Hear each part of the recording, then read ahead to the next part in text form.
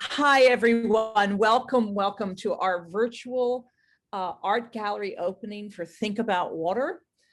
And a happy World Water Day to everyone, too. COVID has separated us in so many ways, but it can also bring us together with our different geographies and our different time zones in this strange but wonderful digital world of Zoom. And here we can gather online to this virtual opening, which is quite wonderful because many of us wouldn't be able to supply your own wine and your own cheese for this opening. It does allow us to have artists across America and across the Atlantic to bring their works about water into a curated space. Thanks very much to Doug Fogelson for captaining the show, curating, and making the digital world embrace us as artists. Thanks also to Caitlin Peterson for all the social media and publicity that she did, to Emily Harris for helping in every sector, for Gianna Pilar Gonzalez for setting up the invitation with Eventbrite, and for Susan Fishman Hoffman for writing a lovely article in the Arts and Climate Change website, which we've listed or will list in the chat. And a huge thanks to Frederica Foster, who invented Artists Think About Water and is making us a convivial and cohesive group. We really appreciate all the work she's done and the creativity of her inventiveness to make such a group. Each of the artists is going to talk about their work for just a minute or so. And we're going to take a virtual tour of all the pieces and say a few things about each work. We'll start with Leila Daw. And her statement reads, "We are 60% water. Earth's surface is 71% water. While water sustains us and even is us, our carelessness can turn it into an agent of our destruction." These beautiful large pieces are made using iridescent textural materials, beads, tapestry threads, foil refuse, to suggest the physicality and reflective quality of water. Beautiful, threatening, and threatened. This is quite a large piece. And you can find out more about all these pieces by going into this bar up at the top. This is Lisa Reindorf, and Lisa is an architect. She is working as a painter from an aerial perspective, showing the effect of rising waters on cities. In her architecture work, she is working to go with the existing water systems to avoid some of these problems, the natural water systems. And she also writes and speaks about water.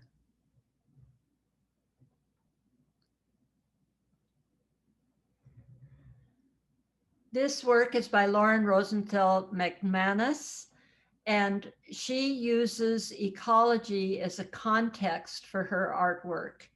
She uses maps in order to describe her explorations.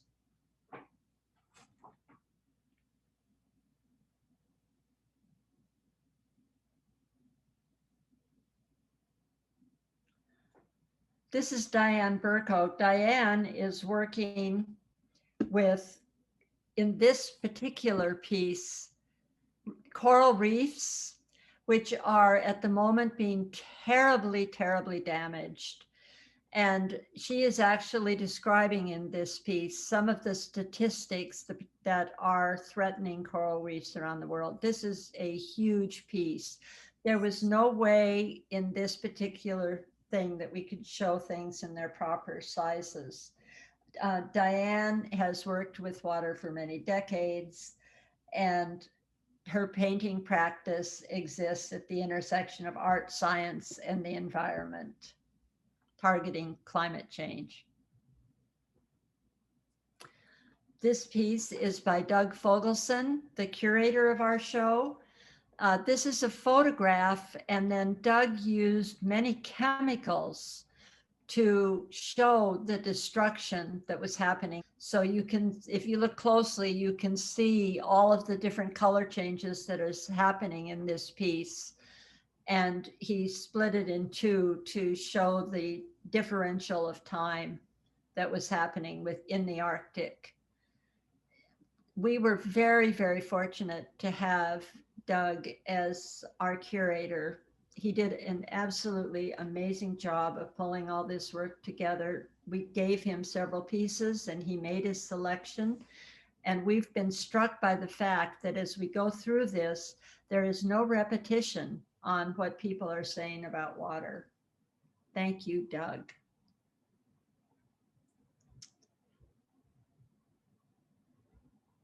And Ellen Kozak is our next artist. So this is a wall of paintings from my studio in upstate New York. I have a studio directly on the Hudson River, and the painting that you're looking at comes from a new series of paintings that I began just as COVID started. It's all of them are on the theme of the nighttime traffic that I see daily, and I've seen for the 27 years. I've lived right on the Hudson. It's a series of the nighttime passage of barges, tanks, and tugs that go up and down the river. And the image that you see behind me right now is in fact a view from my studio window upstate in New York. And the painting that you're looking at is one of about 20 in a series that's continuing. And the moving image behind me that you might see is a painting on my easel, and again, the view out of one of my windows. So I'm a painter, and I also work with video. I paint from direct observation from my studio. And I'm,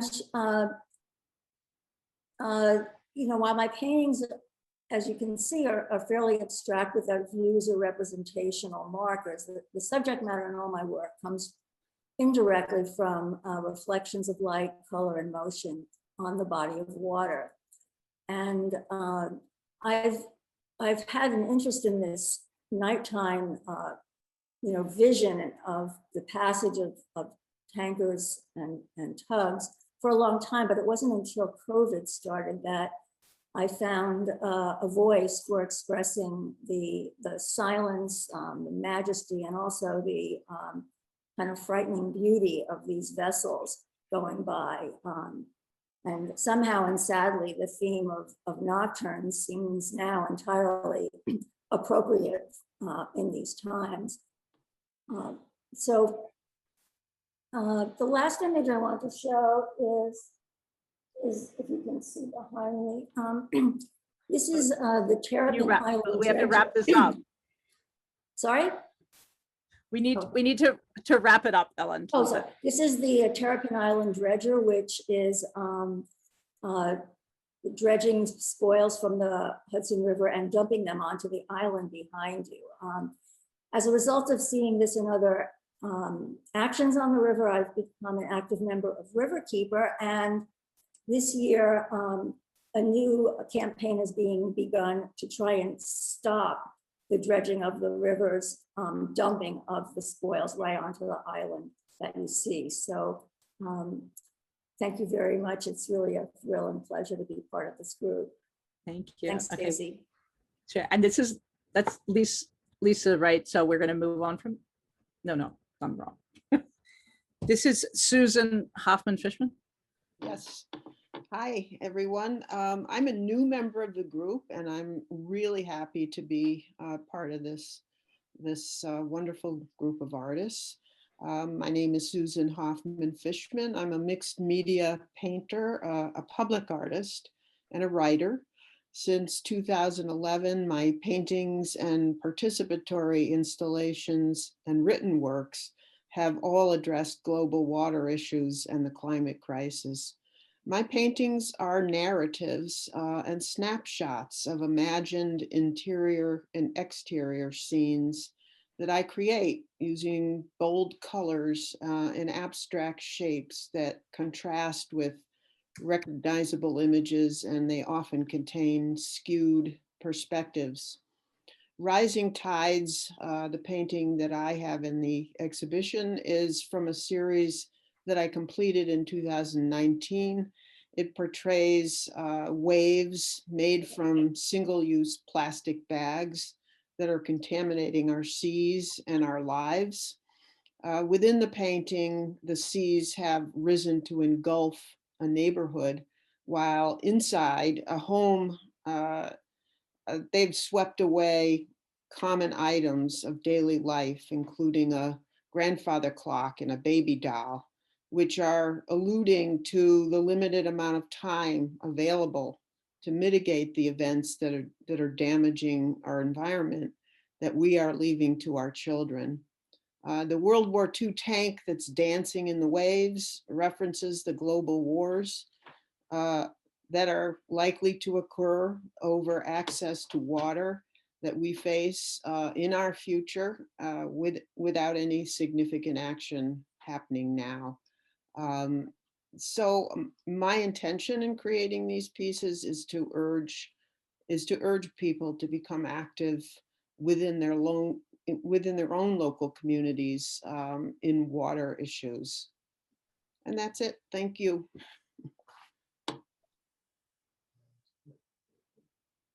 But we also want to mention again that Susan is not just an artist, but she's a writer, and she wrote a wonderful review of this show for Artists in Climate Change, and we're posting that in the chat. Thank you for doing that, Susan, for your awesome work there. My pleasure.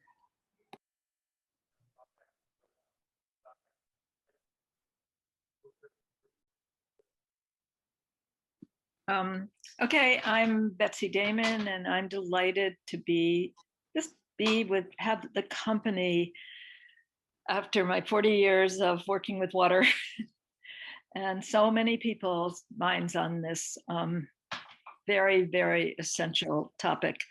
In 1990, I wrote, "Water is the foundation of life. It must be the foundation of planning and design." That is not yet true in the United States. And so this is one of my 8 principles of water, which is where I try and show the invisible constant movement of water that's not apparent. And but most of my work is in situ, because I made a decision, which I'm sort of negotiating now, that everything I did would have a place. I didn't want my children to inherit a whole studio full of work that I didn't know what to do with, and would have a place and a function in the environment. So that led me to doing a lot of real projects, and you can find them on Keepers of the Waters, my site.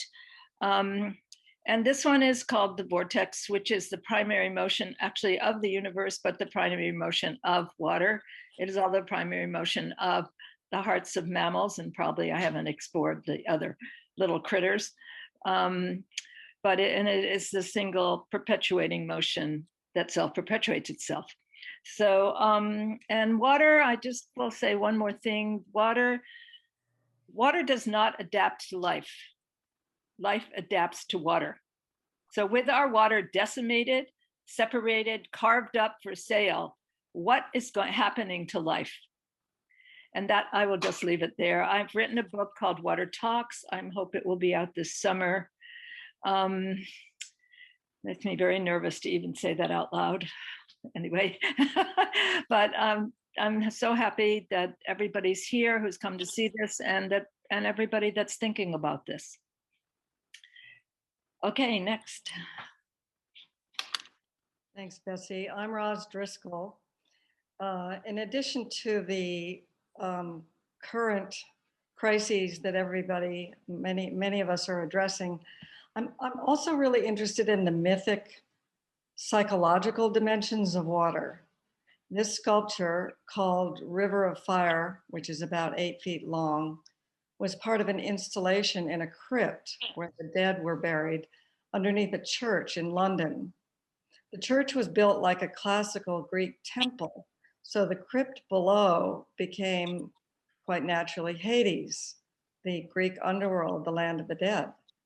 In the classical Greek imagination, 5 rivers ran through Hades: the rivers of hate, grief, pain, forgetfulness, and fire.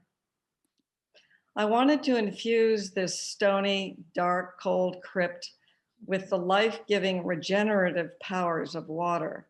So I used for this piece and the others, rawhide, the once living skin of a cow, formed and dried like rippling water and lit from within. These rivers of Hades represent forces we would rather not deal with, but which nevertheless, like the unconscious, like water itself, flow through us and nourish us in mysterious ways from within, from deep within. Thank you. Let me let you know when it is real. Hi, I'm Alana Mandelson, and I'm excited to be part of this group. I come to this group both as a naturalist who's worked for many years in the national parks and as an artist. As a naturalist, I used to look to the water to tell me about the many changes in the environment, because water in itself, as we've just discussed, everybody else, is always changing. And as water changes, it changes the environment, whether through erosion or flooding or drought. And what we as humans do upstream will, through the water, affect everything downstream. As an artist, I observe and respond to the water. My paintings refer to both the seen and the imagined. The marks and the pools of the paint transform the landscape into metaphors for the tenacious life in which some species thrive and others disappear. I paint and I edit simultaneously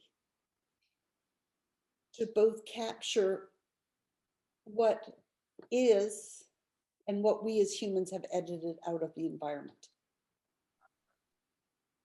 And thank you again for doing all of this, all those who've put all their energy to make this happen.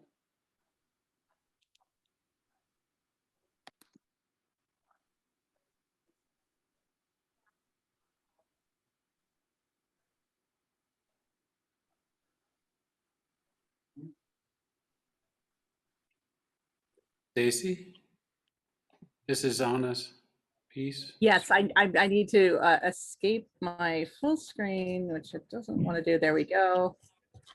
So this artist is in Ireland, and it's late there, and she has a spotty internet. So we're going to play an audio piece, an audio statement that she sent in. Just having some technical difficulties getting there. Whoops. Doesn't want to escape. Hold on. Bear with us. It's funny, this thing is very powerful. It's a very powerful grip on my computer for some reason. Let me just slide down here and see if I can. Now is a good time to have a wine, uncork. Yes, this is an excellent time. Here we go. I'm gonna escape. It literally will not listen to me do this. The only way I can think of is if I stop sharing, I won't have. Right here. Oh, hold on. Open another tab there. It just keeps like going back and forth. I've never had something like this happen before. You escape. And I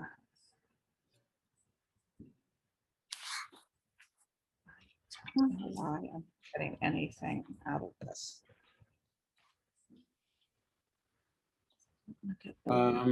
So I have a workaround. Let's see here. If you want to go ahead and mute Stacy, I'm going to just play this into the microphone here and see if everybody can hear it. How does that sound? So here we go. Let me know if you can hear this, okay? Hello, I'm Anna McLeod, joining you from the northwest of Ireland by voice message. Did you hear that? Yes. Okay, we're going to start now. This is Anna McLeod. Here she comes. Hello, I'm Anna McLeod, joining you from the northwest of Ireland by voice message. I'm in lockdown number 3 and unable to get to internet good enough to support a Zoom call. However, I'm thrilled to be celebrating World Water Day with you and to renew my commitment to an advocacy for water justice throughout the world. It's 10.5 years since the United Nations General Assembly Resolution 64292 explicitly recognised water and sanitation as a human right. It is shocking to me that still some of the largest and richest countries in the world have not enshrined this right in their constitutions, leaving their most vulnerable communities and citizens at risk. The cultural expression of water and its health is so deeply embedded in our human consciousness that any transgression is a wound to our collective selves and the lands we inhabit. Some of my recent work that focuses on water employs the act of walking as a method of witnessing, of redemption, if you like, to make visible the hurt and grief we feel in the contamination of water bodies, but also the grief I feel as a beneficiary and end user of industrial processes and the oil industry. Walking as witnessing is also intended to stand in solidarity with those global communities disproportionately affected by water contamination and the climate crisis. The work in the show, Walk North, is from a durational walk with a block of ice through Paonia, Colorado during the heat wave of 2018 to mourn the receding glaciers of Colorado and to highlight the consequences of climate crisis on human and non-human forms of life. To celebrate this World Water Day, I am sitting with a glass of water in front of me, which brings to mind a quote from the mystic 13th century Persian poet Rumi: "One water dancing in 1,000,000 fields." Rumi knew that the glass of water before me connects us all, was once host to dinosaurs, flowed through ancient lands, and carries in it the memory of all time. Happy Water Day to you all. Bye. Okay. Thank you, Anna McLeod. And on we go. Can you hear me? Hi, everybody. My name is Basha Erland. The Ice Book Project is an international series that emphasizes the necessity of communal effort, scientific knowledge, and the poetic intervention to deal with the complex issues of climate disruption and watershed restoration through the release of seed-laden ephemeral ice sculptures into rivers. Other elements have also been embedded in the ice to bring attention to ecological problems. These impermanent sculptural tomes are vehicles for change that provide a model which can be replicated on any global waterway. Participation has come from around the world, and these creations will be shown in a biennale in Ecuador. So I want to thank all of you for joining us tonight. And please, please head to your river tomorrow and get to know this absolutely important and necessary artery of our land. Thank you.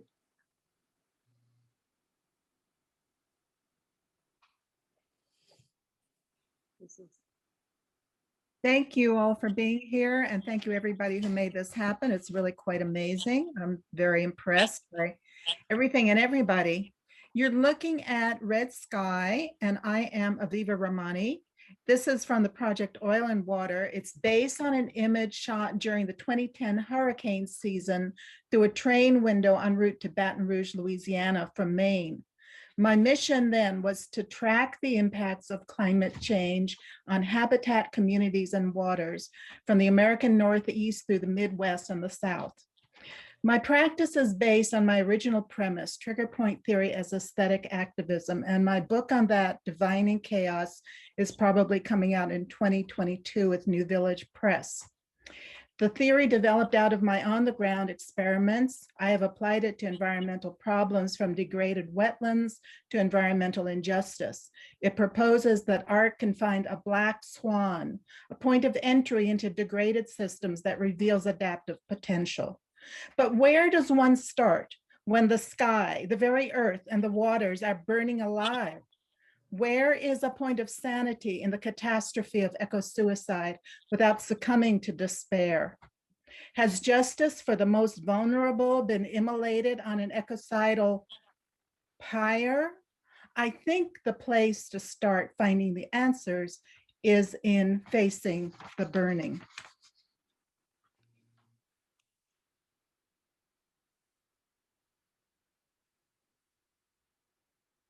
Hello, everybody. I'm Maridale Rubenstein. I'm in Santa Fe, and I'm a new member. And I want to thank Frederica for bringing me in with some of the others. I'm actually amazed at all the work so far and its seriousness and its intention. My current art and social practice, called Eden in Iraq, emphasizes clean, clear water for all and how to make this happen in Iraq. My photo and video works explore environmental devastation and renewal in the Mesopotamian marshes of southern Iraq. Here in this photograph, you can see a new Adam and Eve in these marshes, where the polluted Tigris and Euphrates cross on the eastern edge. So this area is thought to be a possible site of the historic Garden of Eden, hence Eden in Iraq.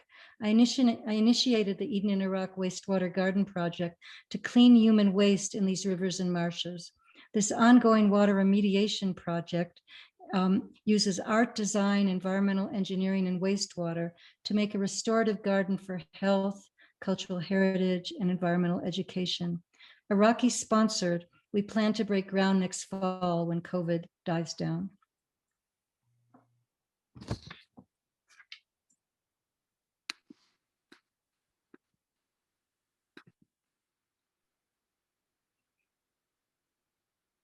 Hi, I'm Adam Walpert. Again, I want to reflect all the thank yous for all the people who worked so hard to make this happen, and what an honor it is to be here with you all. I'm showing 9 paintings from a series of 70 paintings that I did over the course of 1 year, sitting by a pond, painting a tree by the pond. And for me, it was really a year of reflection. Of course, each day or week, the parts of the scene that were not water would change in obvious ways, a fallen branch or some new animal tracks. But as we all know, the surface of the water itself never stops changing. It's always moving. In this way, it describes the dynamic nature of nature itself. And even in the perfect stillness of a foggy morning, one fallen leaf or a fish touching the surface from below reimagines all the reflections in the pond. And while trying to paint what I see, I soon realized that I'm not painting the water in as much as I'm painting everything around it. Within the pond are all the forms and all the colors, the movements of the air and the positions of the sun, even the moisture in the atmosphere is recorded there. And it's as if everything we can know or understand is both faithfully represented in the reflection, but also is reconfigured and translated and combined by the water. I look inside the water and I find there the outside world. And it gave me a sense of one whole, great whole recognizing itself, a web of life, water illuminating the truth of place. Thank you.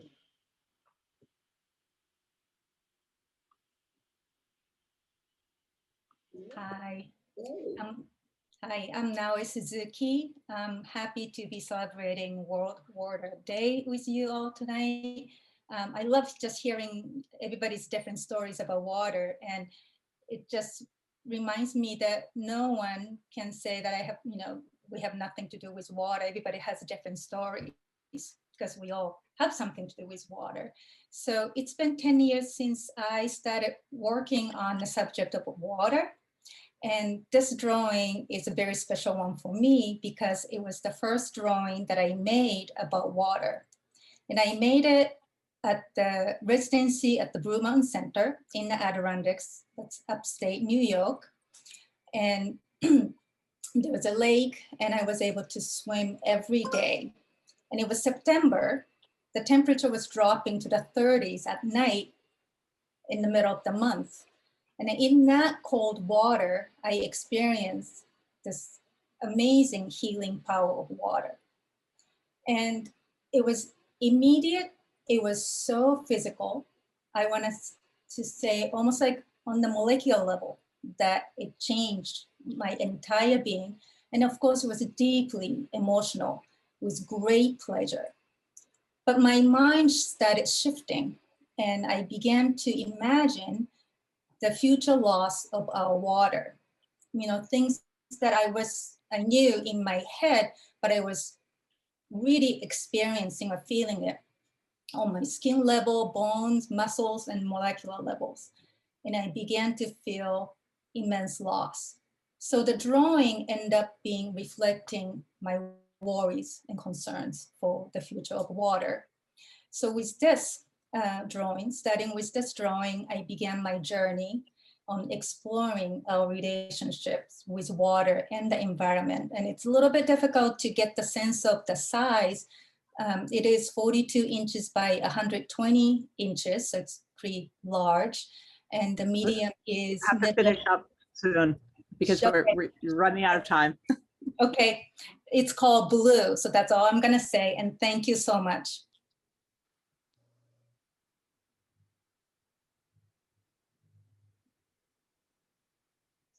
Hello, everyone. I'm Janika, and what you're seeing is a documenting photograph of a performance I did in Brooklyn in October 2020, so some months ago. It's titled Glacier Elegy, and here is just one moment from it. It was about half an hour long performance where I was really collaborating with the site that was there, with the people who happened to be at the public park in Dumbo, and with one block of ice that I had in my hands. And the question was, when I was holding the block of ice, what would I do if this was the very last piece of natural ice that I'm holding? With that question in mind, I went through different range of emotions and tried to bring people in who happened to be at the park to be sharing this experience with me and join in. And at the very end, the piece that was left by the end of the performance got thrown into the East River, and we don't know where it is. Where is it by Jay? Hopefully meeting all of you somewhere as you touch water from anywhere in the world. Thank you.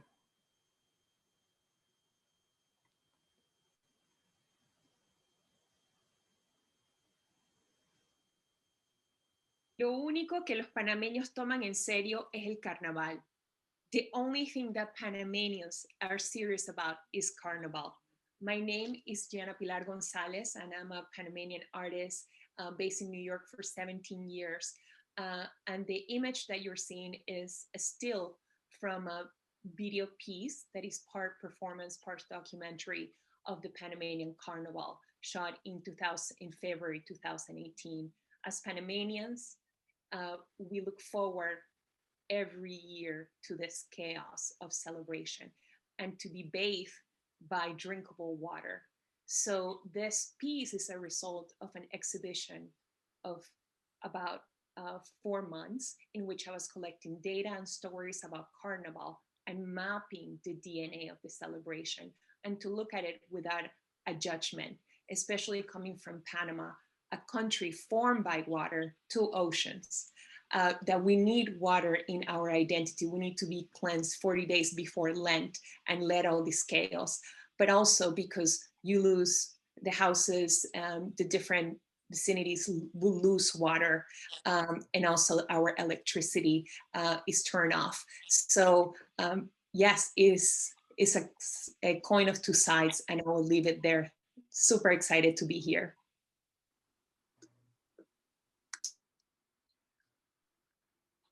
Hi, my name is Fritz Horstman. This is a composite photograph that I made in 2016 whilst in the Arctic Circle aboard a sailing ship participating in a residency called the Arctic Circle Residency.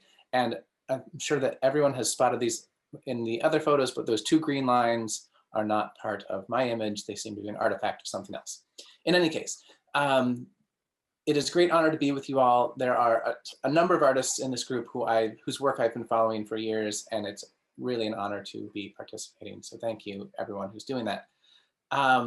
These 35 photographs are taken near and then further away from the face of a melting glacier in the Arctic.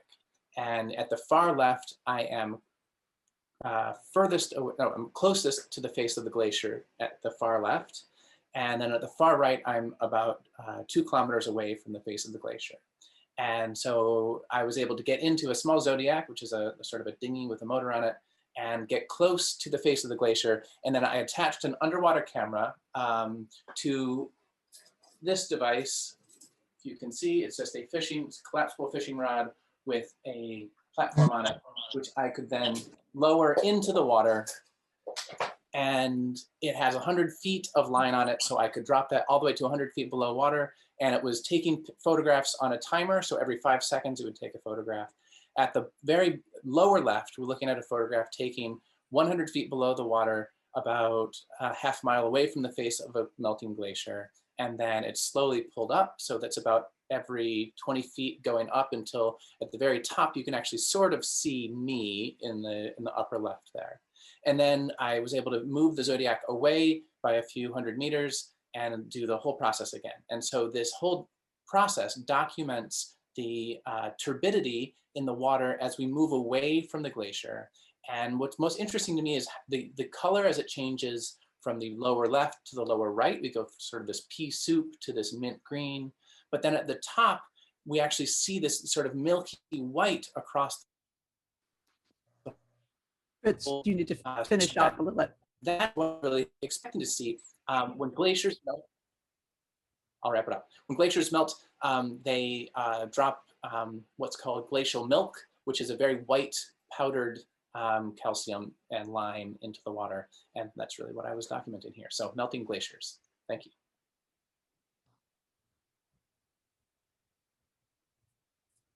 Hi, I'm Stacy Levy, and I've spent most of my art life being haunted by Robert Smithson's Spiral Jetty. It was always shown as the ultimate sort of environmental art, and I always felt like something didn't quite sit right with that. So I was wondering, like, what is Spiral Jetty actually doing for the environment and for the land and the water? So I wanted to revisit the Spiral Jetty and make an artwork which was a truly collaborative artwork with nature. And I utilized floating wetland engineering to make a living, breathing homage to Spiral Jetty, which is not exactly living and breathing. This one supports birds above and fish below, and it's a working artwork. The spiral wetland filters out water pollutants like excess nitrogen and excess phosphorus. And through the bacteriological film on the roots of the plants, Juncus effusus, it takes up these chemicals which are polluting the water. Though the lake would actually need 9 more of these spirals to fully treat all of the water, this one spiral wetland is a suggestion that engineering and pollution mitigation can be both engaging and effective, and support other critters. These artworks can support, their sort of artwork solutions can support other critters, so that we're sharing the world more with other species besides our own human ones. Thank you. And we are going to move over because we've just done that one. Here we go. Randall, are you there?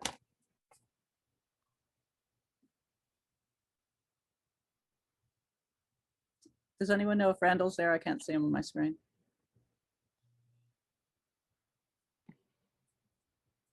Okay. Well, why don't we move on? Is he there? I'm going to move on. Okay. Come back to him. Yeah. So Linda? Don't see him. Hi. about this picture. I was invited to the Summer Fresh Art Festival by the owner of Miramonte Hotel and Spa and the Travel Bureau to interpret this mineral waterfall. It's a famous spa town called Bad Gastein. They knew about my other 2 books about healing waters. What this photograph explores is the possibility for guests to stroll along the waterfall paths and receive bejeweled sulfur, radon, and other therapeutic elements dangling in the air. In the 1700s, Goethe and his crowd began visiting this house resort for renewal. It is still to this day providing relief, and especially during COVID, it's a place where you can walk alone and experience it. The environmental activism of this region of Austria has kept this water pure. And the woman in the photograph who kindly worked with me grew up in a house right next to the waterfall, which all that beautiful stuff was coming into her home. And she leads tours along the waterfall where there are so many efficacious and diverse plants. It's my offering. I think that awe is a big part of activism. Thank you.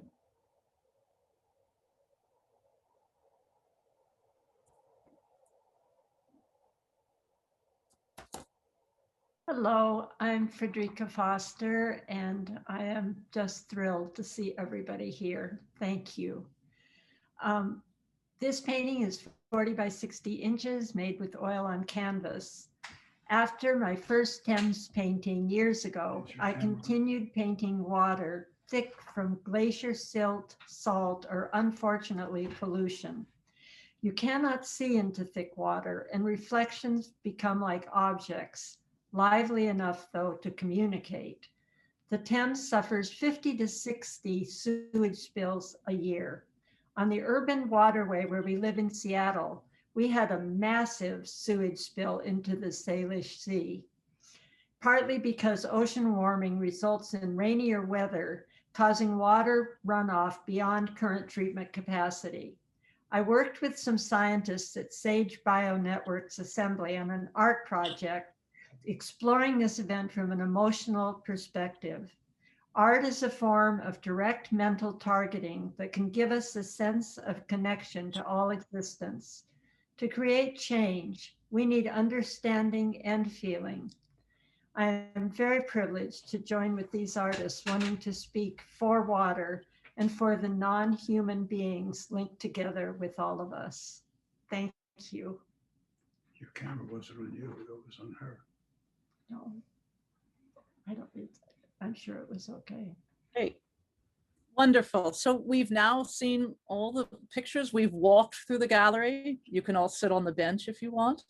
And thank you, Frederica, for making it happen. Thanks, Doug, for just a brilliant job of curating. That really was a wonderful thing to go through. And it was great to hear from all the artists. Thank you so much for your small talks about your work. They were very important to hear. We'll now switch back to people can talk among themselves, I guess, in a sort of opening fashion, a cacophony of voices. And I think maybe Frederica, do you want to take the screen back? Oops, you're muted. I think we should just go into gallery view from yours. Okay, I'll give that a shot. Here we go. See, I seem to be in gallery view. Let me see if I can make it. There we go. Ah, okay. Just not everybody there. There are 75 people here, so. We need to have you stop sharing. That's all. Okay, I will stop the share and you will go back to the overall. Yes. Oh, great. Did it. Thank you. Perfect. Thanks, everybody.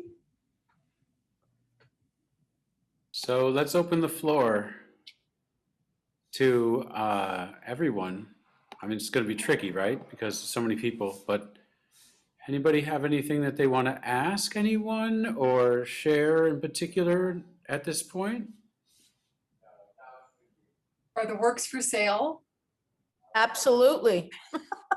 Not all of them are. Some of them are older works that may not be available anymore, that, you know, they're not multiple like photographs, so they may not be available. And some of them, I want to say something actually about the show in this virtual space.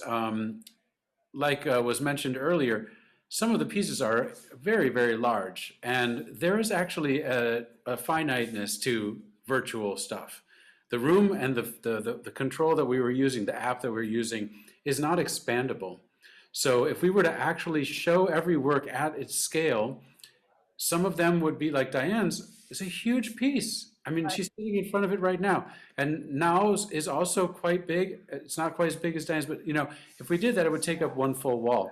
So we were forced to constrain some of the pieces. So we show their actual size in the catalog info on this virtual gallery. In the future, I hope they have more variety of galleries for us to choose from so that we could truly use a whole museum if we had to, and give every artist the space and give every viewer the experience to have a fake but in scale relationship to the piece. So that's probably coming up. It's just more expensive, and so we went with this one because it worked for us right now. I just want to say it's really incredibly fascinating to create these galleries online. And I just wonder whether it's going to put the the commercial galleries out of business. They've been gatekeeping us for our entire lives. Maybe we don't need them anymore. And that's a really interesting idea. Are the prices, when you click on the piece, do you see the price? I still can't get into the exhibit space. Oh, no. So there are not prices. What we're doing is we felt that from the Think About Water perspective, it was too much work for the curator, Frederica, me and Frederica, to field those kinds of conversations. So this is more of a direct link for the viewer to interact directly with the artist. If they're interested in buying, you can see all the details of the piece, but when it comes to price and availability, we want that conversation to happen offline directly between the buyer, potential buyer, and the artist themselves. So the email address is... They can inquire through the website. There's an inquire button where they can generate an email through me to them, or they can click straight through to the artist's website, therefore seeing the rest of the artist's work and contact information. And what we're trying to do is encourage our artists who are participating to give at least 30% to a water organization of their choice. And they have plenty of personal choices that they're already involved with, like river keepers and so on. So at that point later in the year, we'll assess if sales happen and how much money was generated in the honor system in a pay it forward kind of sense to make actual monetary donations to water causes through that.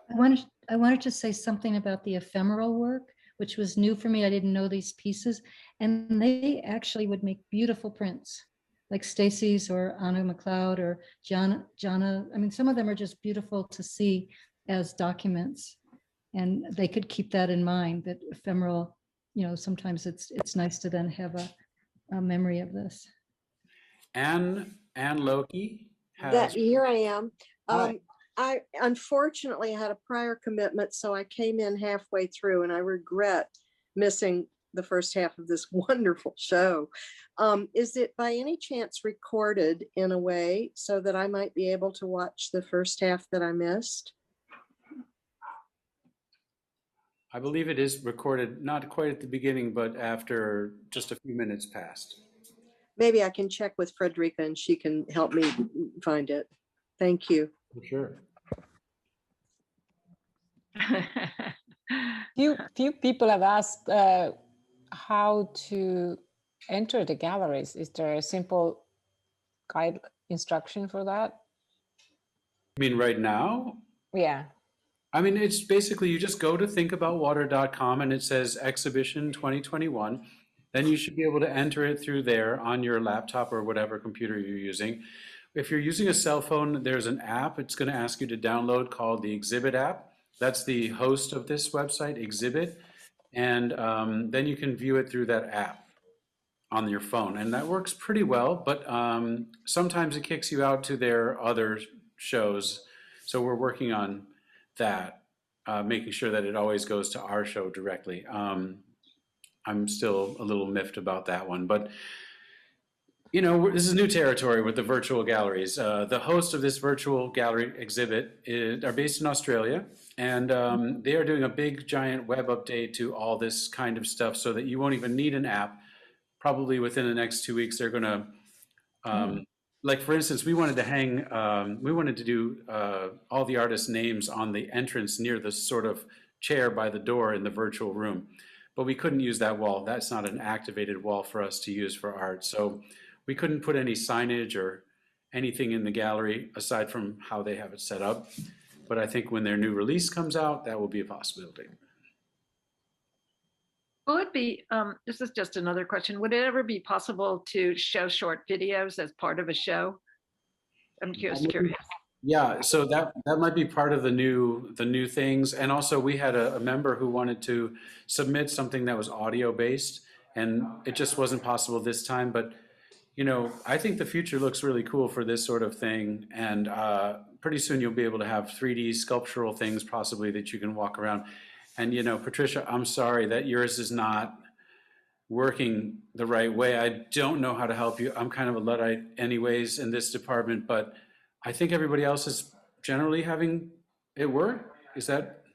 Yeah.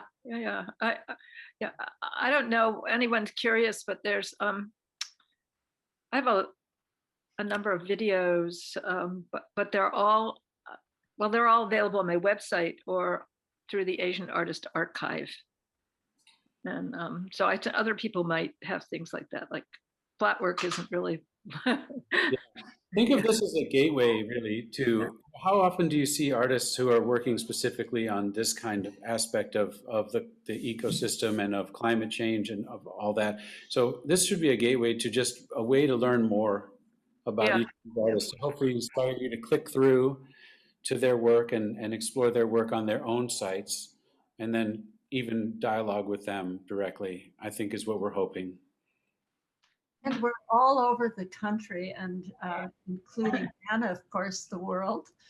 So that's really exciting. We could never be in a room together in reality, and here we are in reality in a room. It's pretty far out. It's so way cool.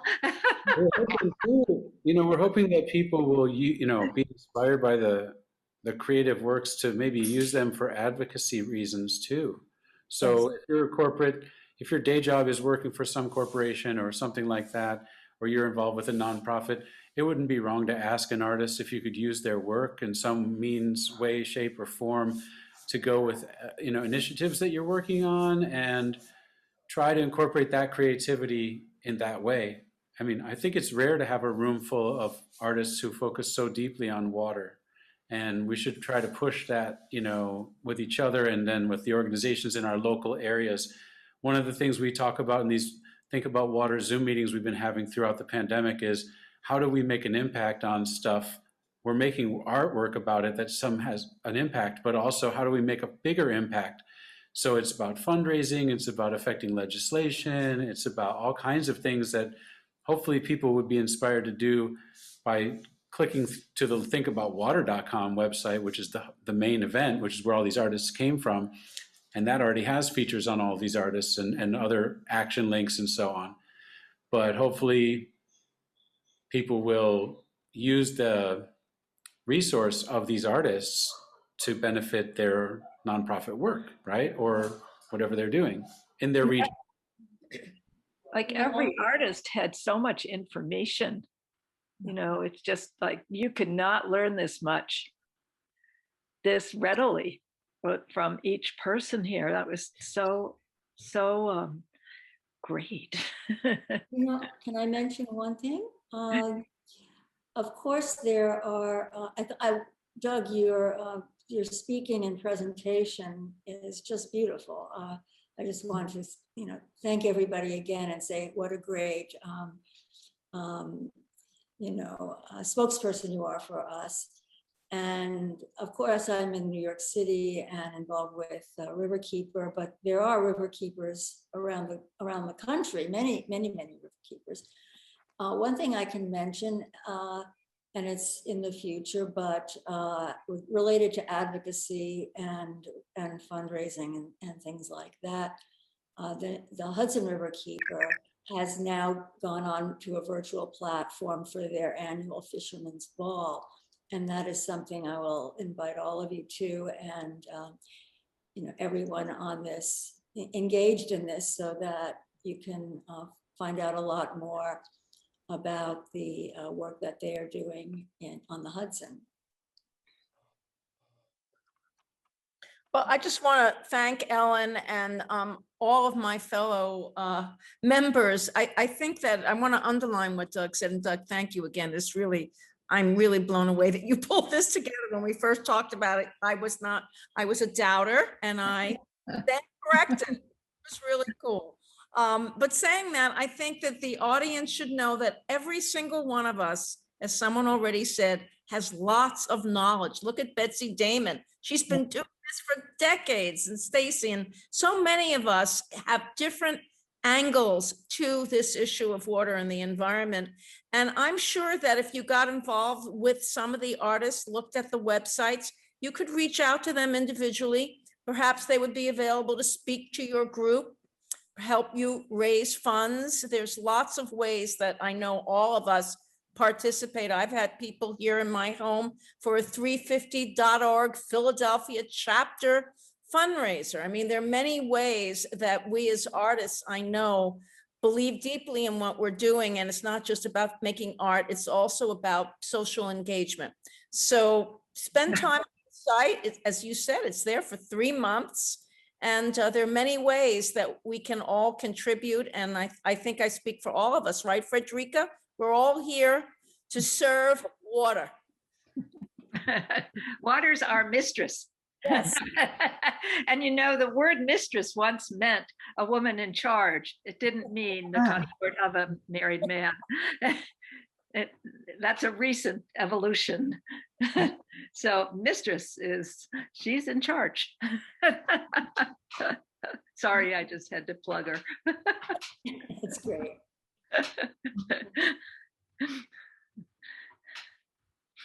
And this is being recorded, is it not? Yeah, it is. Because I missed so much of it. I'd like to be able to hear what everybody said. Can you give us an update? How is he doing? He's not going to the hospital. So we're just going to watch him here. Good. Okay, thanks. Thank you so much for asking. And thank you all for being understanding. Some of the art is participatory, like Basia Erland's work, Basia. And you too could possibly, right? Am I right? You could make a book, a nice book, or participate in that project, right? So do you want to say something about that? Yes, the invitation is open. For many, many years, that was a project that I did with local communities all over the world. And now I have opened up this project to anyone who would like to do this. And I'll just say, because Anna McLeod cannot be with us, she did a really wonderful, she lives on a mountaintop, and which is the reason that she can't be with us, because she has very little access. But in Ireland, they're only allowed to go 5 kilometers from their home. And within 5 kilometers of her home is one of the most sacred wells in Ireland. So she did her beautiful ice book at that sacred well. So I'm totally blown away by the projects that are being done, literally everywhere. In China, now there's a whole group of scientists in Ladakh, which is the northern part of India, and they're involved. And I'll just tell you quickly, one that happened this morning, because it moved me to tears. And I think some of you know Sto Lin. He is a Vietnamese American artist, amazing artist who lives in New York. And he's been very, very traumatized by the recent killings of the Asian women in Atlanta. And so he did his ice book on Newtown Creek, which is, again, hugely, hugely polluted. It's like the Gowanus Canal. And he embedded lotus seed pods within that, because that is the national flower for Vietnam, and had incense burning in that. He did a whole ceremony for the women, and released his ice book as part of the ceremony. So I'm just, I'm completely blown away by everyone's participation in this. And there are 7 of you within the Think About Artists group that did beautiful, beautiful books. So I'm very grateful to all of you. Thank you so much.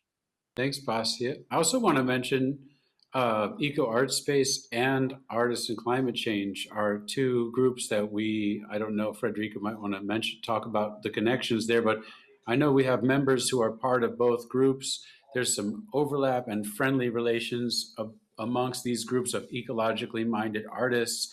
And when you start searching around on the web to find artists who are working on these themes, you may find people who have water in their work, but they're not artists who focus on water as deeply as these folks do. And but you can find some great ecologically minded artists at Eco Art Space, and you can discover a whole bunch of different people and different mediums like theater and so on at Artists in Climate Change, and great writing about that.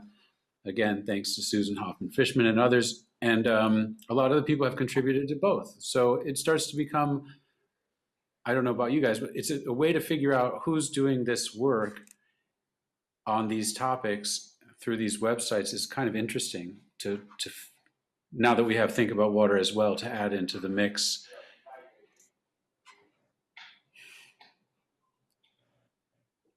Yeah, I would like to say something about Eco Art Space. I'm very grateful that Patricia is here, and Amy Lipton, who has been involved forever in these issues, and we lost her recently.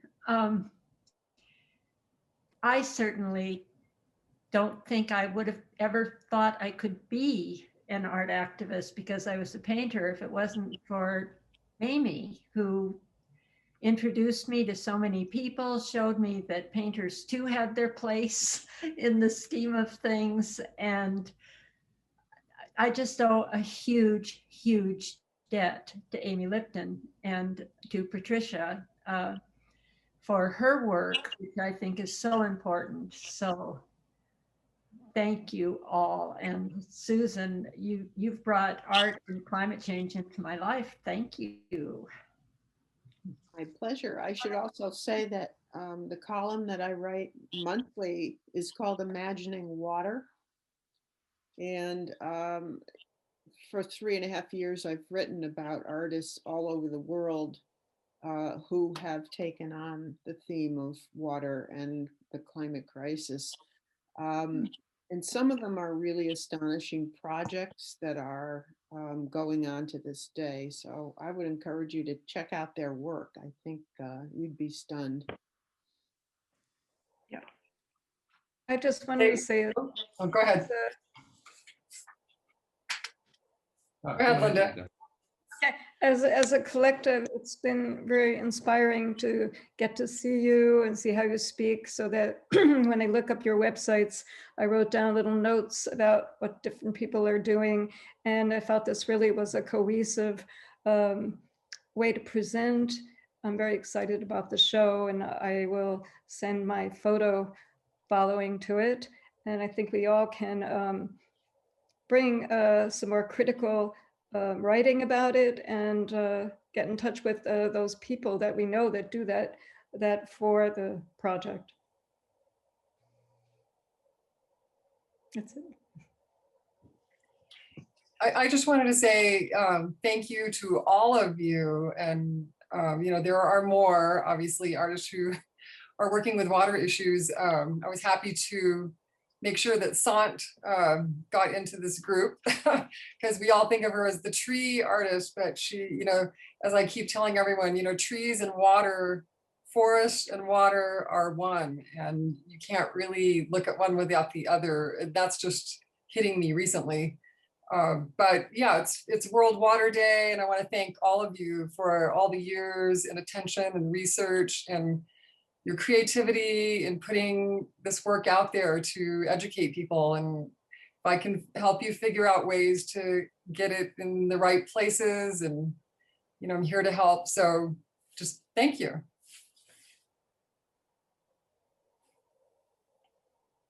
I think that might be a good place for us to end tonight. Thank you all for coming and for being a part of this and for sharing your time on a Monday. Happy World Water Day to everybody. Let's make every day Water Day. We are water. We love water. Without water, this earth is just not going to work. So Well, we're all going to die for sure. well, let's, yeah, for us, sorry.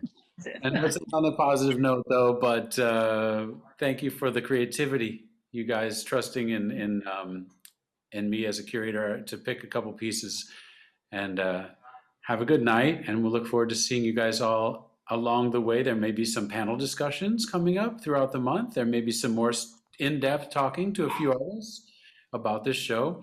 And that was great. Thank you guys. Cheers.